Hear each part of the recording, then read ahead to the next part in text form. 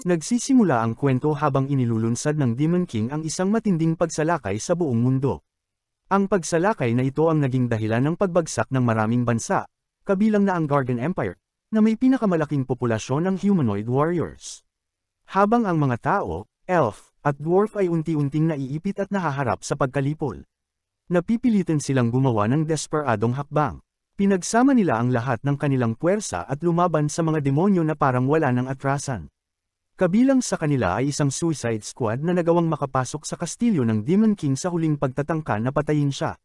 Pagkatapos ng isang mahabang at matinding laban na magpapasya sa kapalaran ng sangkatauhan, sa wakas ay natalo ang Demon King at ang mga bayani ng suicide squad ay papalabas na sana. Hanggang sa makatagpo sila ng mas nakakakilabot na bagay. Natuklasan nila ang isang babaeng nakakadena, binabantayan ng dalawang napakalakas na demonyo. Isa sa mga bayani, si Theron, ay tila nakilala ang nakakadenang babae at nagpas siyang Maiwan, iniutos kina Kyle at Ursa, ang kanyang dalawang kasama, na umalis nang wala siya, at sumunod naman ang dalawa. Ngunit habang papalabas sila ng kastilyo, napasok nila ang isang silid kung saan nakaimbak ang isang misteryosong Crimson Crystal. Lumapit dito ang lalaking bayani na si Kyle nang biglang may tumamang ilang magic orbs mula sa itaas.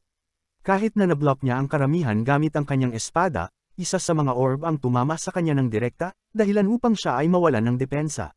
Doon pumasok si Ursa, ang kanyang mage na kasama, tumayo sa harap niya at ginamit ang huling lakas upang protektahan siya, isinakripisyo ang sarili upang mailigtas ang kanyang buhay. Habang nawawala si Ursa sa kawalan, lumitaw ang misteryosong may pakpak na umatake sa harapan ni Kyle. Sa sobrang galit at lungkot, sumugod si Kyle sa isang pabiglang paghihiganti. Ngunit kahit tinamaan niya ito, wala itong naging epekto.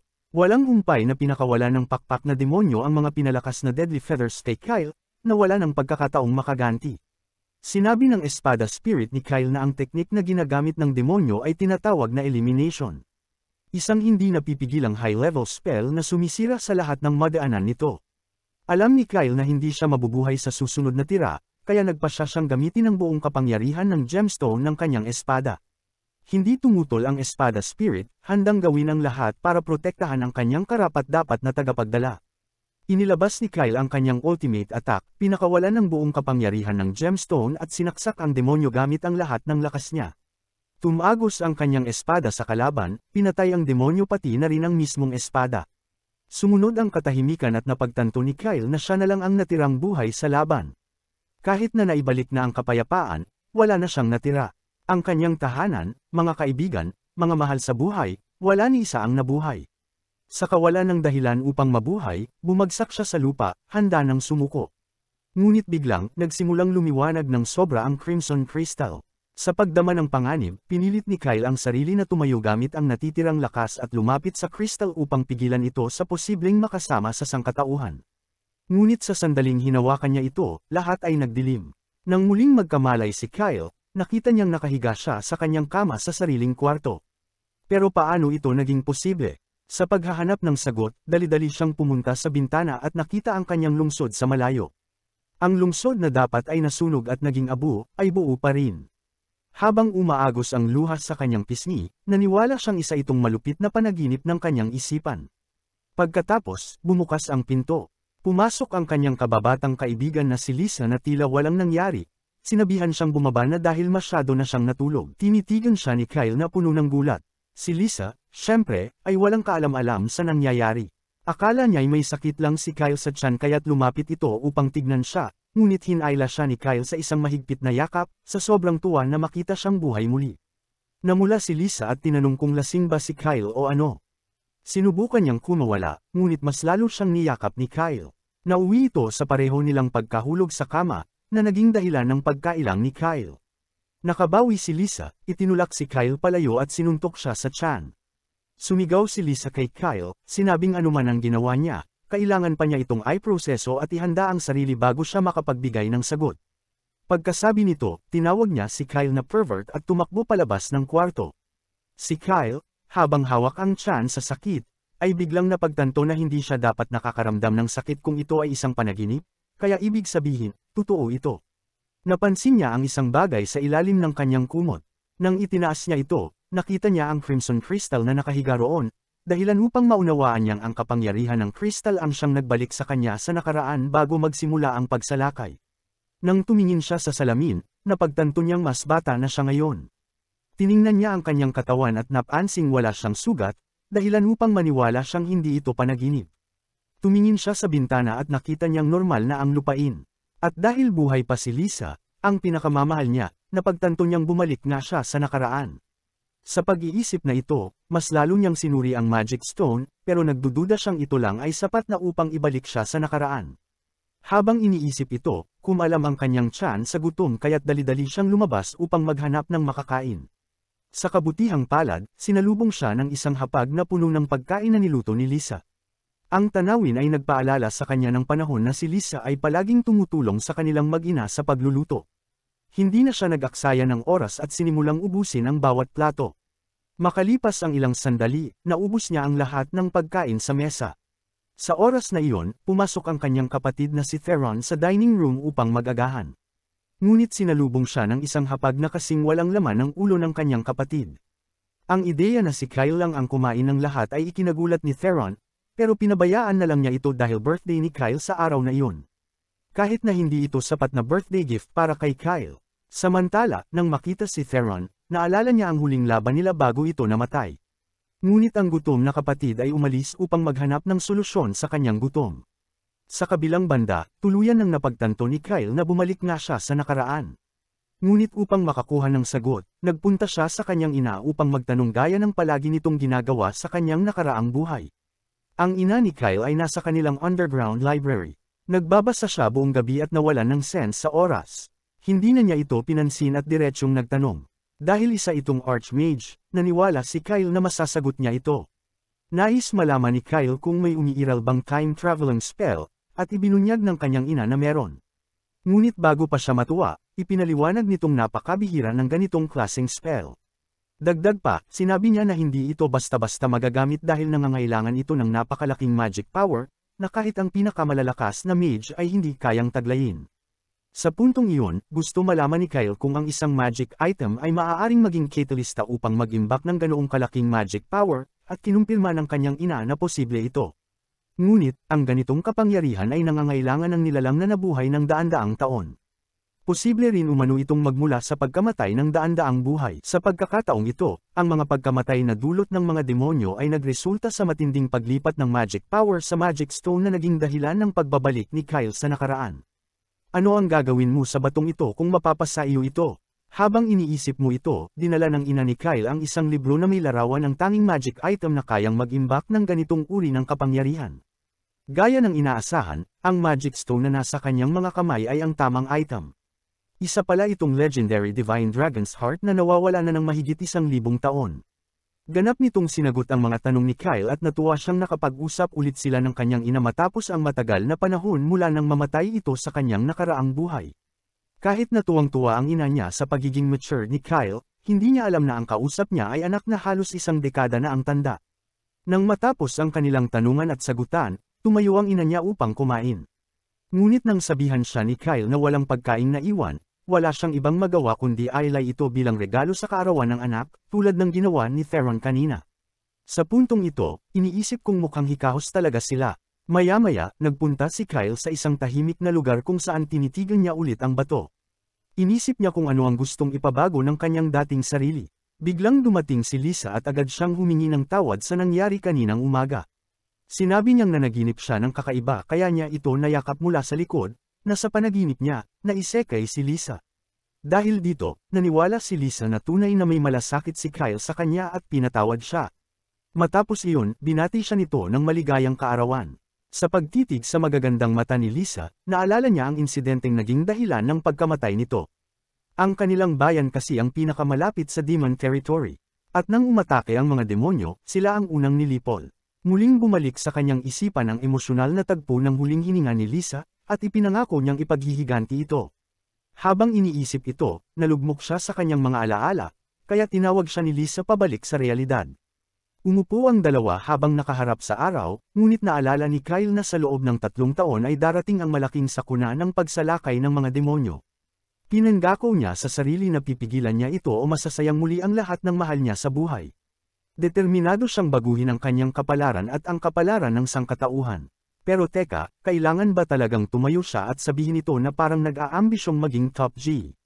Kinagabihan, ginugol ni Kyle ang oras sa pagsulat ng lahat ng kanyang natatandaan tungkol sa hinaharap. Nais niyang sabihin sa mga tao ang nalalapit na pagsalakay ng mga demonyo, pero alam niyang walang maniniwala sa kanya kaya hindi ito opsyon. Determinado siyang patayin mismo ang Demon King, kahit na napakahina niya ngayon kumpara sa kanyang dating sarili. Gayunpaman, kinuha niya ang kanyang espada upang subukan ang sarili at malaman kung may laban ba siya. Nagsimulang magsanay si Kyle gamit ang kanyang espada, ini-imagine na nakikipaglaban siya sa pakpak na demonyong pumatay sa kanya sa nakaraang timeline. Kahit na kaya niyang umiwas sa ilang mga atake, tinatamaan pa rin siya at napagtantong hindi pa siya sapat upang maging tagapagligtas ng mundo. Ang mabuti, may 3 taon pa si Kyle bago magsimula ang malaking pagsalakay. Kaya nagdesisyon siyang seryosohin ang pagsasanay sa espada at magic, bagay na hindi niya ginawa noon. Gamit ang mga spell na gaya ng strength at haste, tumaas ang kanyang stats at naramdaman niyang mas malakas siya kaysa dati, dahilan upang magtaka siya kung lumakas ba talaga ang kanyang magic power dahil sa kapangyarihan ng Crimson Crystal. Kahit ganun, ipinagpatuloy niya ang pag-eensayo. Ngayon, dahil sa bilis niyang nadagdagan, halos naiwasan niya ang lahat ng atake ng Winged Demon. Pero nang halos makalapit na siya, tinamaan siya at itinapon sa lupa. Napagtanto niyang ang kasalukuyang katawan niya ay hindi pa sanay sa lakas na ibinibigay ng magic niya, pero kailangan niyang magpatuloy upang malabanan ang nalalapit na kapahamakan. Samantala, palihim na pinapanood ni Theron at Lisa si Kyle mula sa likod ng mga palumpong, at nagtaka sila kung anong pumasok sa utak ng lalaking ito. Dumating ang ina ni Theron, si Miss Ayala, upang tingnan ang lagay ng anak at tinanong si Lisa kung maayos ba ang ugali nito. Isinumbong ni Lisa na hindi lang ito hindi marunong magtaguyod para sa sarili, kundi araw-araw pa siyang nanghihingi ng pagkain sa kanya. Sinabi ni Ayala na ikukwento na lang ito mamaya dahil interesado siyang malaman ang tungkol kay Kyle. Napansin ni Ayala mula sa galaw ni Kyle habang nakikipaglaban na mayroong malaking pagbabagong naganap sa kanya. Tinanong niya sina Lisa at Theron kung may seryosong nangyari. Naalala ni Lisa ang tila walang kaluluwang mga mata ni Kyle kahapon.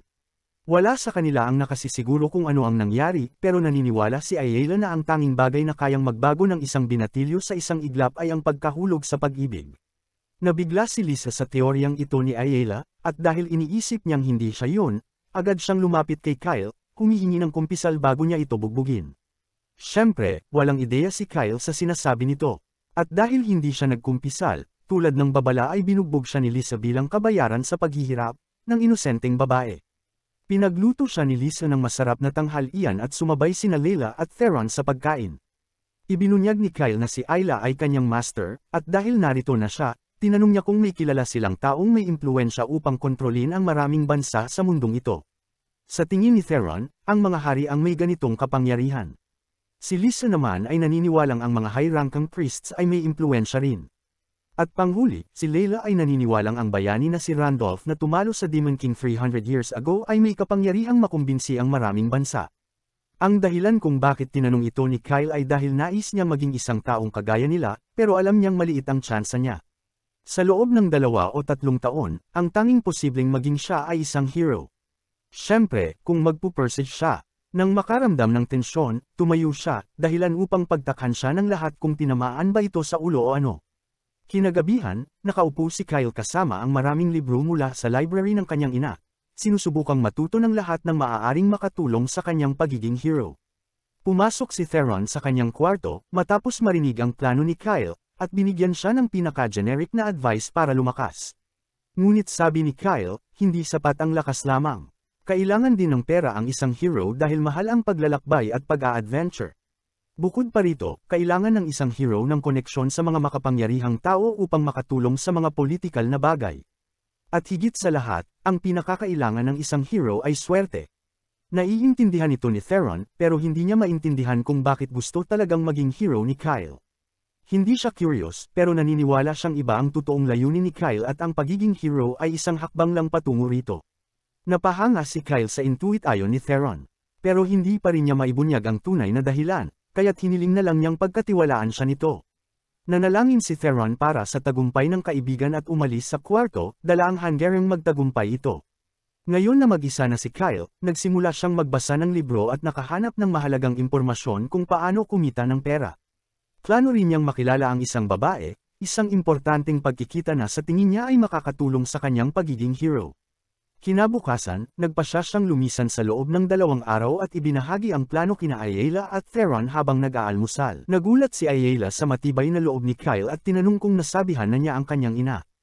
Oo, at ito ay umiyak ng sobra. Nagdesisyon si Ayala na isama ang kanyang inutil na anak sa paglalakbay ni Kyle, at natuwa si Kyle dahil balak na talaga niyang isama si Theron mula pa noong una. Nagbiro si Ayala sa harap mismo ni Theron na magiging magandang human shield siya at dinugtungan ni Kyle na akmang-akma itong maging sacrificial pawn. Pagkatapos ng number 1, sinabi ni Kyle ang balita kay Lisa, na halatang nalungkot at hindi siya matingnan. Nang malaman niyang pupunta si Kyle sa Royal Capital para sa work experience, gusto rin niyang sumama, pero agad siyang tinanggihan ni Kyle dahil ayaw niya itong ilagay sa panganib.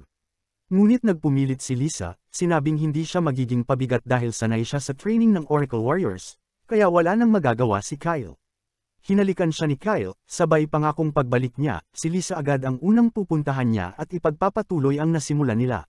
Walang masabi si Lisa. Nang makabawi, punanggakuan niya si Kyle na huwag gagawa ng kahit anong pabigla-bigla at dapat bumalik siyang ligtas. Sa ilalim ng mga puno, nagyakapan silang mahaba at tahimik. Dahil mahaba ang biyahe niya, kailangan niyang maghanda para dito. Naglakad siya papunta sa palengke at isinama si Lisa. Habang naglalakad, humingi siya ng paumanhin sa kanya dahil sa pagpapastress, pero sa totoo lang, hindi naman talaga ito stress. Napansin ni Lisa ang isang magandang babae sa palengke. Isa itong elf. Tinawag niya ang atensyon ni Kyle papunta sa magandang elf. Nang lumingon ang elf sa kanilang direksyon, hindi niya mapigil ang mapansin kung gaano ito kaganda. Nakilala rin ito ni Kyle. Si Urza ito. Lumapit siya dito habang iniisip ang pinakamahusay na paraan para ipakilala ang sarili muli. Naalala niyang isang araw sa unang buhay niya, sinabi sa kanya ni Urza ang tunay nitong pangalan, at dahil ito ay lihim, inisip niyang ito ang pinakamahusay na paraan upang maabot ito. Tinawag niya itong excess bago niya marealize na malaking pagkakamali ito. Sa panahong iyon, 3 tao lang sa buong mundo ang nakakaalam ng tunay niyang pangalan, ang kanyang mga magulang at siya. Kaya nakaramdam si Urza ng banta agad. Sinubukan niyang pakalmayan ito, pero alam niyang mag-iingay ito. Kaya nagpasya siyang patulugin na lang ito. Ginamit niya ang tunay nitong pangalan para patulugin ito, at napahinga ito sa kanyang katawan. Habang nakahinga siya ng maluwag, si Lisa naman ay nagliliyab sa galit sa likod niya. Inakusahan siya nitong nangaliwa at sinubukan niyang ipaliwanag na nakilala niya si Urza nung wala pa ito sa mundong ito. Pero anong ibig sabihin nun? Andyan naman siya ngayon. Tumanggi si Lisa makinig at iginiit na kung maglalakbay siya mag-isa, siguradong kukunin niya lahat ng babae sa Royal Capital. Kaya sasama talaga siya. Pwede niyang ayusin si Lisa sa ibang panahon. Si Urza ang priority. Nagising si Urza at sinubukan niyang magpaliwanag. Halos wala siyang paraan para mapaniwala ito, kasi bakit nga ba siya maniniwala na makikilala niya si Kyle sa loob ng 5 taon, iibig dito, at siya pa mismo ang magsasabi ng tunay niyang pangalan. Ang isang estranghero na may alam ng tunay niyang pangalan ay napakadelikado rin para sa kanya. Kaya ang tanging paraan para makasigurong ligtas siya ay ang patayin si Kyle. Ayaw mamatay ni Kyle. Hindi pa nga niya natatagpuan ang solusyon para sa pagkawasak ng mundo. Kaya nakahanap siya ng solusyon. Sinabi niya kay Urza na pwede siyang gumawa ng application para sa isang contract sa kanya at minampa na hindi niya gagamitin ang pangalan niya sa masama hanggang masabi niya kung saan niya ito nakuha. Nagulat si Urza na alam niya ang tungkol sa application ng contract. Tinanong niya kung alam niya ang mangyayari kung mabali ang contract at sumagot si Kyle na oo, mamamatay siya. Ayon iyon sa kanya, pero hindi pa sila pwedeng gumawa ng application hanggat hindi pa full moon, at ilang linggo pa bago iyon. Kaya hiling ni Urza na manatili muna siya roon. Hindi siya pwede kasi kailangan niyang umalis kinabukasan. Kaya nagpasya sila. Kinabukasan, inihatid siya ng mga magulang niya. Iginiit ni Lisa na sasama siya. Kaya umalis siya kasama sina Lisa, Theron, at syempre, si Urza na sumusunod sa kanya dahil gusto nitong gumawa ng contract. Lumihis si Kyle mula sa dapat nilang daan papuntang Royal City. Tinanong siya ni Lisa kung bakit. Sinabi niyang gusto niya munang pumunta sila sa Sunyard. Ipinapaalala niya sa kanila ang alamat tungkol sa lugar na iyon, ang Magic Queen Labyrinth. Ipinakita niya ang mapa at sinabi niyang doon sila pupunta. Nagtawanan sila, sinabing wala namang kayamanang nandoon. At ininsulto pa siya ni Theron na isang taong obsessed sa pera ay siguradong naloko lang. Ipinilit nilang peke ang mapang binili niya. Pero nang tingnan ito ni Urza, napansin niyang luma ang papel at maaaring totoo. Dahil isang magandang babae ang nagsabi, nagpasya silang maniwala. Ngunit ipinakita ni Lisa sa kanila na ang lugar kung saan nakamark ang treasure ay sobrang layo at ang labyrinth ay napakalalim. Sinabi ni Kyle na may plano siya at hindi nila kailangang mag-alala. Para sa planong ito, umaasa siyang makakaukalang sila at hindi na kailangang makipaglaban. Dumating sila sa labyrinth at nagsimulang maghukay. Nagtataka si Theron kung bakit hindi na lang sila pumasok, pero ipinaliwanag ni Kyle na may mga magic circle doon at kailangan pa nilang makipaglaban ng matagal. Nagtaka si Theron kung nakita ba niya ito sa mapa pero hindi. Naranasan na niya ito dati, alam niyang sobrang hirap ng dadaanan bago makarating sa treasure, at ayaw na niyang maulit ang stress na iyon. Sinabi rin niyang hindi niya akalain na ang unang bagay na gagawin niya pagkatapos magdesisyong maging bayani ay ang maghukay. Dumating si Urza para manghimasok. Inutusan niya sila kung paano maghukay, at sumunod naman silang lahat sa utos ng commander na babae. Pagkatapos ng mahabang araw, kumain silang lahat ng niluto ni Lisa para sa kanila. Nang tikman nila ang pagkain, nagulat sila sa sobrang sarap nito. Pati si Urza ay nagsabing nakabawi siya ng energy dahil sa pagkain. Napansin niyang may nakabiting boar si Lisa at tinanong kung paano niya ito nahuli. Sinabi ni Lisa na nahuli niya ito gamit ang kanyang kamay, bagay na ikinagulat ni Urza. Gumawa si Urza ng pool para sa kanilang dalawa ni Lisa na paligon. Na-excite si Lisa sa pool at nagkwentuhan sila. Sinabi ni Lisa na naiinggit siya sa mga taong may magic dahil wala siya nito. Pinuri siya ni Urza dahil sa lakas niya na ginamit upang mahuli ang boar at tinanong kung lumakas ba siya dahil kay Kyle, na inamin naman ni Lisa. Sinabi niya kay Urza na hindi niya kailangang matakot dahil alam niyang hindi siya sasaktan ni Kyle kahit alam nito ang kanyang tunay na pangalan. Inamin niyang alam niyang may tinatago si Kyle, pero sigurado siyang sasabihin ito sa kanila pag tama na ang panahon. Naglaro silang parang magkapatid hanggang sa nagpatuloy sila sa paghuhukay. Bumalik si Urza para maghukay kasama si Kyle, pero hinarap niya ito tungkol sa tunay niyang layunin.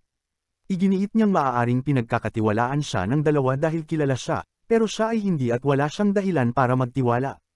Ibinunyag niyang alam niya na may kinalaman ang singsing sa kamay ni Kyle sa kanyang misyon at inamin niyang totoo ito. Pinapalakas siya nito. Nagpatuloy siya sa paghuhukay upang subukang ilihis ang atensyon ni Urza, at sa kabutihang palad, natagpuan niya ang treasure at pinatawag si Urza sa iba. Pumasok sila at nakita ang mga gintong barya roon.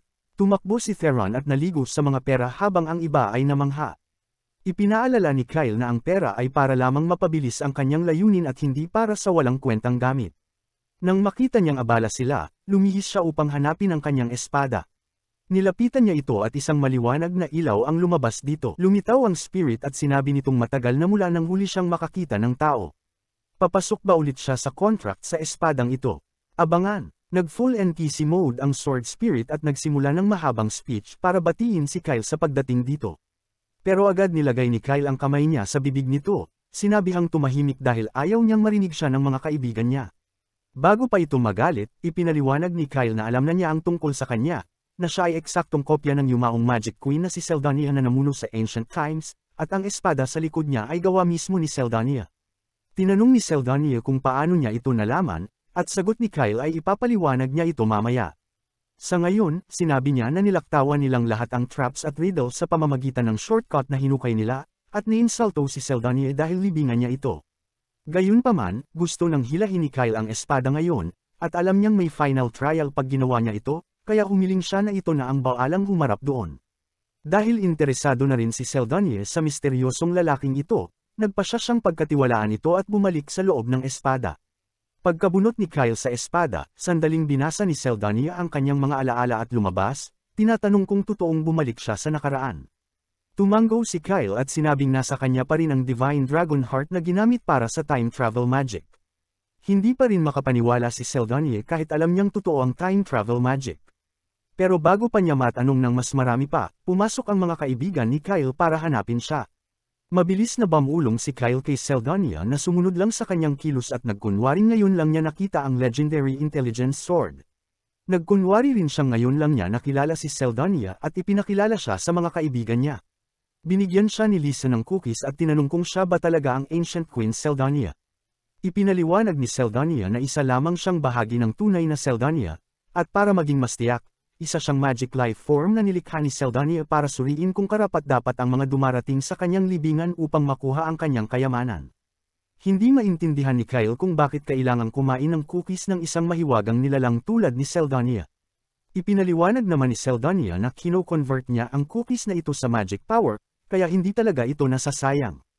May mga tanong pa si Lisa at hindi niya mapigil ang itanong kung bakit mukhang bata si Seldania. Ipinaliwanag ni Seldania na sinadya niyang ihinto ang kanyang paglaki nang maabot ng kanyang magic power ang maximum limit. Ibinunyag ni Seldania sa lahat na may huling trial na si Sire sa dungeon na ito. At dapat ay i-activate niya ito kung sa tingin niya ay hindi karapat dapat sina Kyle at ang kanyang mga kaibigan sa kanyang mga kayamanan. Siyempre, hindi niya ito ginawa dahil hiningi ni Kyle sa kanya na huwag. Pero gayunpaman, binigyan pa rin siya ni Seldania ng verbal na pahintulot. Sinabing maaari na niyang gamitin ang kanyang espada kahit kailan niya gusto. Sinabi rin niya kay Kyle na kunin ang sports bag na nasa kanan nila.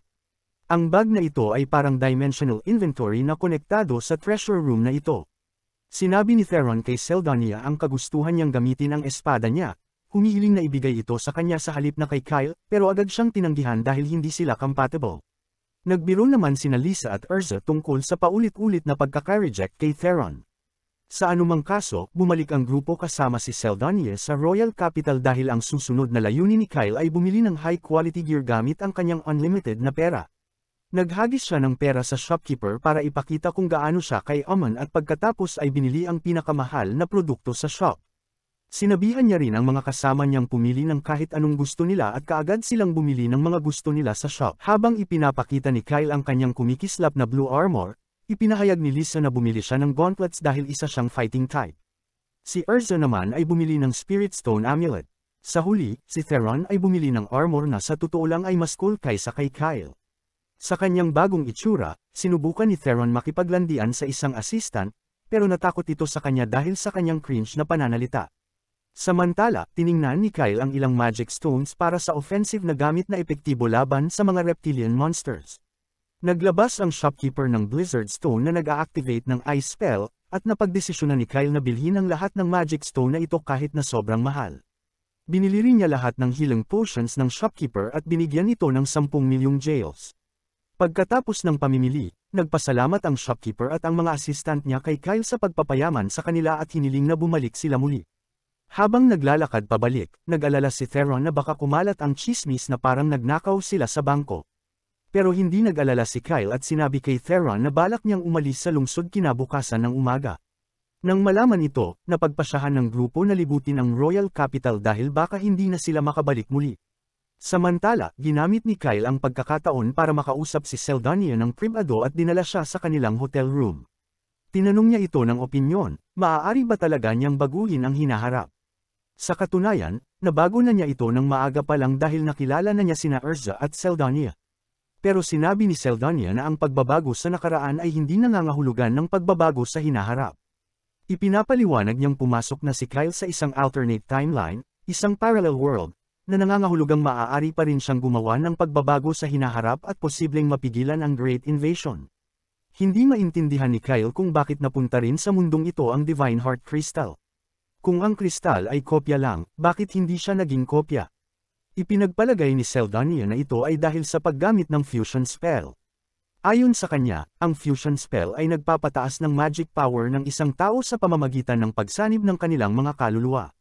At ang dahilan kung bakit napunta rin dito ang kristal ay upang pagsamahin ang kaluluwa ng Kyle sa mundong ito sa kaluluwang bumalik sa nakaraan, na sabay na nagpapalakas ng kanyang magic power.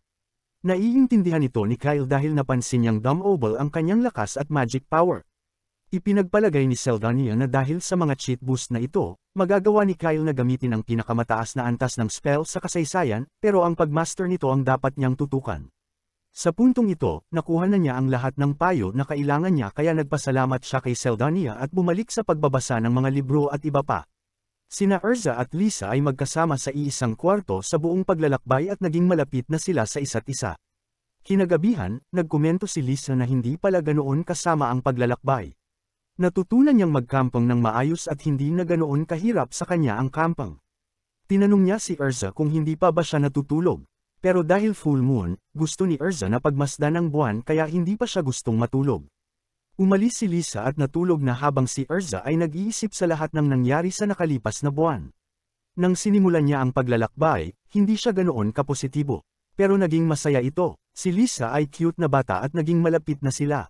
Si Seldania ay maraming alam at laging may bagong itinuturo at sinasabi, kaya masaya kasama siya. Si Theron naman ay masayang panoorin. Tungkol kay Kyle, naguguluhan pa rin siya. Alam niyang may tinatago ito. Siya ay misteryoso, at kapag tumitingin sa kanya, parang nababasa niya ang kanyang isipan. Nakakagulat pero hindi siya naiilang sa lahat ng ito. Komportable siya sa kanya. Habang iniisip niya si Kyle, nagsalita si Lisa habang natutulog at sinabing siya lang ang pwedeng mapalapit kay Kyle, na parang alam niya ang iniisip ni Erza. Natarante si Erza sa ekspresyon ni Lisa pero nang makabawi, tumingin siya sa buwan at nagdasal sa mga diyosa ng buwan para pagpalain ang kanilang paglalakbay. Bigla niyang naalala na full moon pala ngayon at ito ang araw na dapat siyang magsumite ng application para sa kontrata kay Kyle. Kung hindi niya ito gagawin ngayon, kailangan niyang maghintay ng isang buwan. Agad siyang tumayo at nagsimulang hanapin ito. Si Kyle, sa kabilang banda, ay katatapos lang mag-training gamit ang espada at pagod na. Nahiga siya sa sahig, kontento sa pag-unlad niya sa paggamit ng espada. Lumapit si Seldania upang kausapin siya. Nabanggit niya ang teknik sa pakikipaglaban na ginagamit ni Kyle at sinabi na wala iyon sa dati nilang mundo. Pinuri ni Kyle ang espada, sinabing parang konektado ito sa kanyang katawan. Kumpirmado ni Seldania iyon, isa si Zarl sa pinakamagagandang espada na ginawa at walang makakatalo dito. Sinabi pa ni Kyle na nakagamit na siya ng mithril swords pero hindi kasing ganda. Dumating si Erza at sumigaw sa kanya. Nagtaka si Kyle kung bakit siya hinahanap sa kalagitnaan ng gabi at ipinaalala niya na full moon ngayon. Hindi man lang niya maalala na kailangan nilang magsagawan ng contract application at ayaw niya itong gawin ngayon. Sinubukan niyang kumbansihin si Erza na gawin ito sa susunod na full moon, pero nakataya ang tunay na pangalan niya kaya hindi siya pwedeng maghintay. Inutusan siya ni Erza na gawin agad ang kontrata at pumunta sa gitna upang iguhit ang linya ng kontrata. Ipinaliwanag niyang ang application of contract ay parang kasal.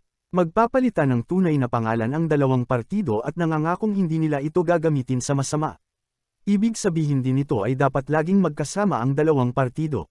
Parang kasal. Pagkatapos iguhit ang linya, antok na si Kyle. Gin-isang siya ni Erza at pinapunta. Habang naglalakad siya papunta, naalala niya noong una silang gumawa ng contract application sa nakaraang buhay at iniisip niyang simula ngayon ay magkasama na sila. Pinapasumpa ni Erza na hindi niya gagamitin sa masama ang pangalan nito. Pagkatapos manampa, lumapit si Kyle para halikan siya. Tinulak siya ni Erza at tinanong kung ano ang ginagawa niya. Sa unang buhay nila, nang gawin nila ang kontrata, sila ay magkasintahan na kaya hinalikan siya ni Erza. Akala ni Kyle na kailangan talaga ang halik para maisigawa ang kontrata kaya ginawa niya ito. Pero sinabi ni Erza na hindi ito kailangan at ginagawa lang ito kapag kasal. Ninas siya at biglang lumabas ang apoy sa paligid niya. Inutusan niya ang apoy na sunugin si Kyle bilang parusa at sumigaw ito. Kinabukasan, nagsimula na silang maglakbay papuntang Archean Town. Sa kanilang biyahe, sabay na napabuntong hininga sina Erza, Kyle, at Theron sa antok, kaya nagtaka si Lisa kung bakit hindi sila nakatulog. Sinubukan ni Kyle na ilihis ang usapan sa pagsasabing may nangyaring hindi inaasahan. Pinigilan din niya si Erza sa pagsasalita tungkol sa pagkasunog niya. Lalong naging kaina-hinala ito nang maamoy ni Lisa ang amoy ng sunog sa katawan ni Kyle, pero tumanggi pa rin siyang magsalita. Si Theron naman ay hindi natulog dahil abala siya sa pambababae kaya hindi na siya pinansin ni Lisa. Tinanong niya kung bakit sila pupunta sa Archean at nagsinungaling si Kyle na may kakayahan si Seldania na makita ang hinaharap at ang pagbisita nila sa Archean ay batay sa kanyang prediksyon. Alam ni Seldania na nagsisinungaling siya at halatang halata sa reaksyon nito kaya napansin ni Lisa at kinompronte sila, pero muli nila siyang iniwasan. Dumating sila sa isang crowd sa Archean at nalaman mula kay Theron na ang prinsesa ng Archean, si Princess Melina, isang maganda at mabait na Cinderella na pride ng lungsod, ay dadalaw ngayong araw. Sa kabutihang palad, hindi pa nakita ng iba ang prinsesa kaya sabik silang makita ito. Pagdating niya, totoo nga ang lahat, maganda siya at mabait. Tinulungan pa niya ang batang nadapa. Tiningnan ni Kyle ang bodyguard niya at nakilala ito. Tinanong siya ni Seldania kung si Melina ang target niya at sinabi niyang oo. Maya-maya, kinausap niya si Seldania para i-update ito sa kanyang plano. Sa loob ng 2 araw sa gubat sa pagitan ng Archean at Sones, mamamatay si Melina. Nangyari ito sa nakaraang buhay niya nang mag-16 na si Melina, inaatake siya ng mga Hydra. Kamakailan lang ay inatake ang Sones ng mga Hydra kaya bumisita si Melina upang makiramay. Mamamatay siya sa daan papunta sa Sones at ituturing ito bilang isang masaklap na aksidente dahil sa kabaitan niya. Pero para kay Kyle, ito ay kapabayaan. Bakit ka pupunta sa isang lungsod na alam mong kasalukuyang inaatake? Si Seldania naman ay iniisip na may politikal na motibo sa likod ng kamatayan ni Melina. Sumang-ayon si Kyle, may isang tao na tanging makikinabang sa kamatayan ni Melina, ang kanyang stepbrother, si Cor Ines. Nakakagulat, naruroon din sa lungsod si Cor Ines ngayon, pero dahil socially awkward siya, hindi siya lumalabas. Kahit gaano ito hinala dahil siya ang magiging hari pagkatapos ni Melina, tinanggap na lang ng mga tao ang pagkamatay niya bilang isang malungkot na aksidente. Ito ang plano ni Kyle. Umaasa siyang sa loob ng 2 araw, mailigtas niya si Melina sa kamatayan at ito ang magiging unang heroic act niya. Kakalat ang pangalan niya bilang tagapagligtas ng pride ng kaharian. Ang isang bayani ay kailangang makilala, at ito ang unang hakbang niya. Sabi ni Kyle na kung gusto niyang makilala bilang isang hero, kailangan niyang gawing natural at organic ang pagtakbo niya para tulungan si Melina. Bigla namang dumating si Theron sa kwarto at sinabing wala siyang nalaman tungkol sa schedule ni Princess Melina. Tinanong siya ni Kyle kung bakit niya iniimbestigahan yon sa una pa lang, at sumagot ang hopeless romantic na gusto niyang iligtas ang prinsesa sa panganib at simulan ng sparks ng romance sa pagitan nila. Nadismaya si Kyle sa sarili niya dahil pareho pala sila ng iniisip ng tanga niyang kaibigan. Sinabi ni Theron na pumila siya dahil siya ang unang nagsabing gusto niya si Melina, pero sinigurado ni Kyle na mas marami na siyang babae kaysa sa kaya niyang hawakan. Ibinunyag niyang nasa panganib talaga si Melina at ginamit muli ang prophecy ability ni Seldania bilang source. Buong paniniwala naman si Theron at idineklara na susundan na lang niya palagi ang prinsesa. Confident siya sa kakayahan niyang mag-stop ng mga babae, at umaasa si Kyle na hindi sirain ng tanga na ito ang plano niya. Kinabukasan, habang umaalis ang convoy ni Melina sa bayan, nanunood si Kyle at ang mga kaibigan niya mula sa damuhan. Nagtataka ang mga babae kung paano nila masusundan ang convoy ni Melina nang hindi napapansin para mailigtas siya sa panganib, at sinabi ni Seldania na siya na ang bahala. Bigla siyang nag-transform sa isang lawin na ikinagulat ng lahat. Ipinaliwanag niya na siya ay isang gemstone lang sa espada ni Kyle, at ang katawan niya ay isang projection lang gamit ang magic, kaya madali niyang mababago ang anyo niya. Lumipad siya sa ibabaw ng convoy ni Melina, at nakikita ni Kyle at ng iba ang lahat ng nakikita niya sa pamamagitan ng gemstone sa espada. Na-distract silang lahat habang pinag-uusapan kung paano pwedeng gamitin ang ability na ito para sa pabulitong gawain ng bawat manyok. Sinabi ni Seldania na tumutok sila sa footage dahil nagsisimula ng maging delikado ang nangyayari sa convoy. Bigla kasing inatake ng mga driver ang mga guard, at napagtanto ni Kyle na kailangan na niyang sumali sa laban. Pagdating niya sa convoy, natalo na ng mga driver ang lahat ng guard at nagsimula ng ritual para mag-summon ng monsters. Nang makita nila si Kyle at ang grupo niya, naghanda agad silang lumaban. Pero ginamit ni Kyle ang isang skill para mapabilis ang galaw niya at pinatumba silang lahat bago pa sila makagalaw. Tinali niya ang mga traidor para ma-interrogate sila mamaya. Samantala, tiningnan ni Theron si Melina at nakita niyang buhay ito pero walang malay. Sinabi ni Kyle sa kanya na bantayan ang prinsesa at protektahan ito, nang biglang umatake ang isang hyena monster. Agad niya itong tinaga, pero may isang malaking grupo ng mga hyena ang pumaligid sa karwahe. Pinilit ni Kyle at ng mga babae na labanan sila, pero inaatake ng mga hyena ang mga guard na walang malay. Tinanong ni Kyle si Theron kung kaya ba nitong imaneho ang karwahe para sa kaligtasan nila, pero nakita niyang naputol ito at kailangan pang itali ulit ng mahigpit. Mukhang tensyonado na ang sitwasyon, pero biglang lumapit na rin ang Hydra. Napredict ni Kyle na malapit na itong dumating base sa mga yugtong yabag nito sa lupa, at sinabi niya sa mga kaibigan na ang top priority nila ay protektahan ang prinsesa. Sinabi niya kay Theron at sa mga babae na dalhin si Melina sa ligtas na lugar habang siya naman ang haharap sa Hydra. Hindi nagustuhan ng mga babae ang ideya, pero sinigurado ni Kyle na hindi siya pabigla-bigla at may pag-asa siyang talunin ang monster. Nagdesisyon si Urza na magtiwala sa kanya, at tumakbo na si Kyle papunta sa Hydra. Tinanong siya ni Seldania kung sigurado ba siyang kaya niyang talunin ang ganong kalakas na monster mag-isa, at sabi ni Kyle, depende ito sa bilang ng ulo ng Hydra, dahil mas maraming ulo, mas malakas ito. Sigurado siyang kaya niya ang Hydra na may 3 ulo. Pero nang humarap na sa kanya ang monster, nakalimutan niya ang math at ang tanging alam niya ay higit sa 3 ang ulo nito. Medyo natakot si Kyle nang makita ang 8-headed Hydra. Pero huli na para umatras kaya nagdesisyon siyang tapusin na lang ito. Madali niyang naiwasan ang mga direct attacks ng mga ulo ng Hydra.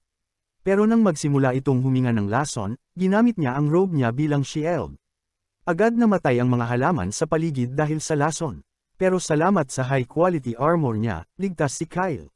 Kinuha niya ang Blizzard Magic Stone mula sa bag niya at inihagis ito sa Hydra na agad na tumigil sa paggalaw dahil sa matinding lamig. Sunod niyang ginamit ang Explosion Magic Stone para magdulot ng malaking pinsala sa monster, na lumikha ng opening sa katawan nitong may mga kalistis. Tumakbo si Kyle para samantalahin ang sugat at muling ginamit ang rogue para harangin ang lason. Naputol niya ang isang ulo ng Hydra agad, pero parang walang silbi ito katulad ng mga sorry message na pinadala ko sa ex ko kagabi dahil agad itong tumubo ulit. Patuloy pa rin siyang lumalaban gamit ang parehong tanga na strategy, pinuputol ang mga ulo ng Hydra na agad namang tumutubo. Doon niya na-realize na wala na siyang Blizzard Stones. Sa kabila ng walang tigil niyang pag-atake, hindi pa rin humihina ang Hydra kahit kaunti kaya nagdesisyon siyang gamitin ang endgame strategy niya. Tumakbo siya papunta sa Hydra gamit ang super speed skill habang may tinatagong explosion stone sa kamay. Hindi sapat ang bilis ng Hydra para makareact kaya madali siyang tumagos sa dibdib nito. Pinalawak niya ang sugat at pinasok ang maraming activated explosion stone sa loob ng katawan ng Hydra bago siya matalsik palayo. Kahit sugatan, nakuha pa rin niyang makatayo at nagsimulang lumakad papalapit sa kanya ang Hydra. Pero sumabog lahat ng explosion stones ng sabay-sabay, pinasabog ang Hydra mula sa tatlong direksyon na parang eksena sa Indian TV show. Dahil sa malakas na pagsabog, nagkalat ang katawan ng Hydra kung saan-saan, at sinabi ni Sildania kay Kyle na sana ginawa na niya ito kanina pa para makatipid sa mga magic stone niya. Sumagot si Kyle na iyon ay isang last-ditch effort at hindi niya pwedeng gamitin ang ganitong delikadong teknik sa laban palagi, pero masaya siyang natalo niya ang ganun kalakas na monster. Samantala, natalo na rin nina Urza at ng iba pa ang mga monster, at nagdesisyon silang agad suportahan si Kyle. Pero bumalik na rin si Kyle noon, at sinabi sa kanila na malakas nga ang Hydra, pero hindi sapat para talunin siya. Masaya ang mga babae sa narinig, pero agad ding tinakpan nila ang ilong nila at sinabi kay Kyle na amoy sunog na karne ng Hydra siya at dapat siyang maligo muna bago lumapit sa kanila. Nadismaya si Kyle dahil umaasa siyang papurihan siya ng mga babae niya, pero sige na lang, naligo siya. Samantala, abala pa rin si Theron sa pag-aayos ng karwahe para maging usable, at walang malay pa rin ang prinsesa at ang mga tagapaglingkod niya. Naisip ni Kyle na baka nalasan sila kaya humiling siya sa mga babae na bigyan sila ng antidote. Biglang iniabot ni Theron sa kanya ang isang pouch na nahanap niya malapit, at napagtanto ni Kyle na ginamit ito para mag-summon ng mga monster, ibig sabihin isa itong assassination attempt na pinalabas lang na monster attack. Lumalabas na si Prince Kernas talaga ang nasa likod ng pag-ataking ito, at ang bodyguard ni Melena na si Zentos ay kakutsaba niya rin.